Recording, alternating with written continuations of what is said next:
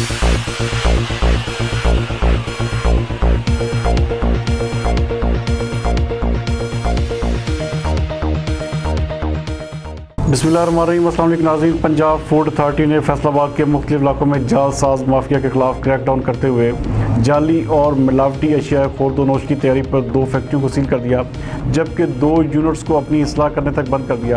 हमारे divisional bureau chief मियां एजाज असलम के मुताबिक 1781 मन मुजरे सेहत, मिर्च, हल्दी, गुड़, चावल का बरादा और मिठास बरामद करके तलब कर दी गई, जबकि मशीनरी जब्त कर ली गई। पंजाब फूड अथॉरिटी की टीमों ने सदार, जंग रोड, अल्लाह अकबर टाउन और हरचरणपुरा में मुख्तलिफ फैक्ट्रियों के खिलाफ क्रैकडाउन किया।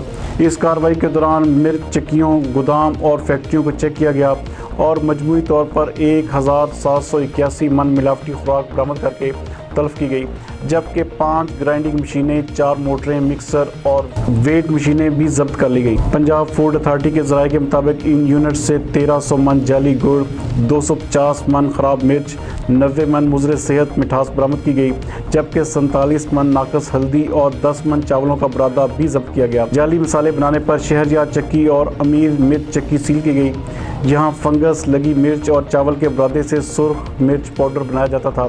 टीम ने ज़ायदुल मियाद अशिया बरामद होने पर गुलाम रसूल डिस्ट्रीब्यूटर्स का गोदाम भी बंद कर दिया।